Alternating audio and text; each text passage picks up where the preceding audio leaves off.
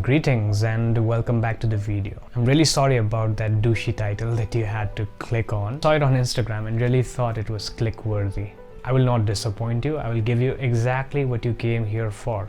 We're going to start off with the story of the British cycling team, and it's a very interesting story because for about 110 years the British cycling team hadn't won a single gold medal, neither in Tour de France nor in the Olympics, until they decided to hire a performance coach who went by David Brailsford. Now, this young guy had a very interesting strategy. He was determined to win, and he liked to call his strategy the aggregation of marginal gains. So the whole principle of the aggregation of marginal gains was, if you take apart any system and fiddle with the constituent parts and improve those tiny parts by just a little bit, if you combine them all together, the result would be extraordinary.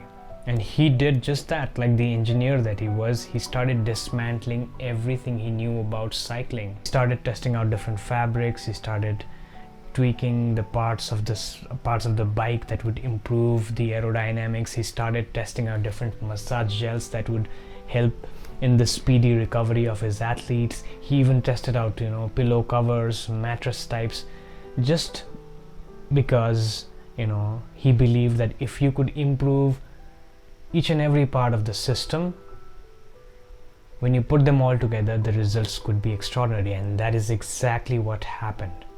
I'm going to read out the successes that they witnessed after this improvement, and I'm extracting the story from a very beautiful book by James Clear, which I definitely do recommend that you read it. Just 5 years after Brailsford took over, the British cycling team won an astounding 60% of the gold medals available. During the 10-year span from 2007 to 2017, British cyclists won 178 world championships and 66 Olympic or Paralympic gold medals and captured 5 Tour de France victories in what is widely regarded as the most successful run in cycling history. And this aggregation of marginal gains is exactly what compounding is all about. And if you have checked out my life project series, I talk about compounding a lot because I believe that compounding is the secret sauce. It is exactly what is going to propel us towards extraordinary results. I think it was Einstein who said that compounding is the eighth wonder of the world. And compounding does not just exist in the world of finance, it exists in our everyday activities. It's in the little choices we make, choices like hitting the snooze button or reading one extra page from the book that has been sitting at your desk for the last 3 months. In the same book from which I've derived this story about David Brailsford, there is an interesting observation that James Clear has made. He has gone so far as to calculate what would happen if you improve even by 1% every day and how it would impact your life over a span of 1 year. By the end of the year, you will end up 37 times better. And it's equally true the other way around. If you get worse by 1% every day, you'll end up 37 times worse than what you started off with.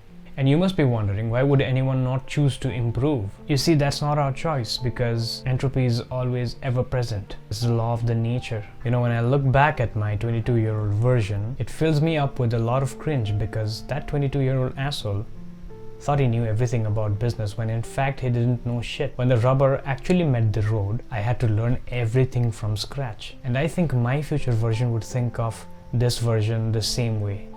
As much as there are a lot of things that I need to improve about myself, I feel proud in a lot of aspects when I compare myself to my 22-year-old version.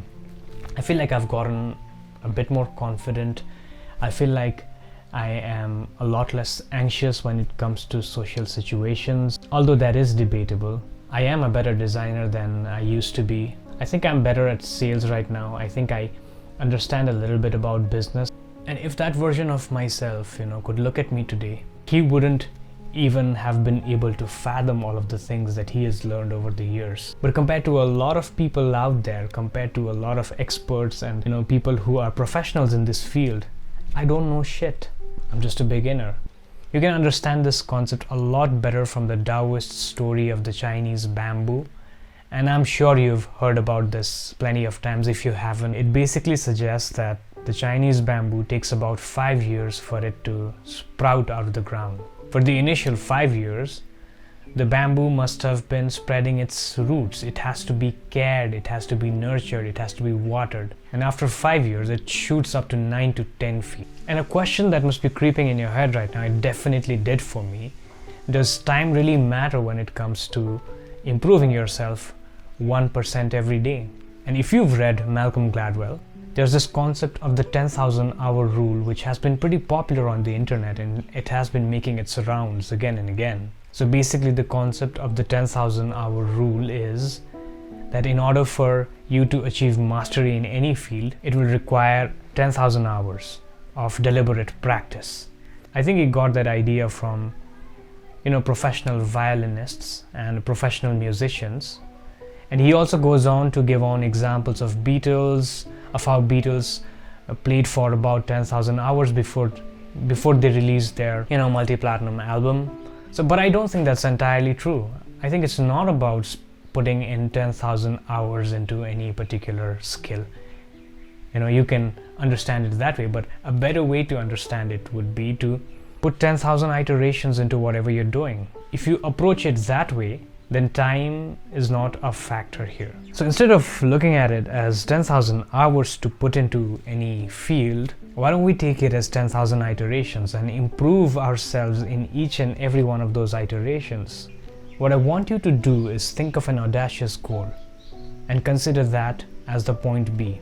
Maybe that audacious goal is you want a perfect Greek body, or you want $1 million in your bank account. So you put that goal in point B. Now what I want you to do in point A is to think of a discipline wherein if you make a 1% improvement in every iteration or in every single day, it's going to get you that much closer to that goal. The gap between point A and point B is going to minimize by even just a little bit as you are improving yourself. And the interesting part is it's going to be difficult. It's extremely difficult for me to speak out here in front of the camera. I'm not an extrovert at all. I'm not a confident person at all, and I fumble a lot. But I'm loving it. It's stressful. It's irritating at times because I think I've already recorded this particular video for about 20 times already. But I'm improving, and that's all that matters.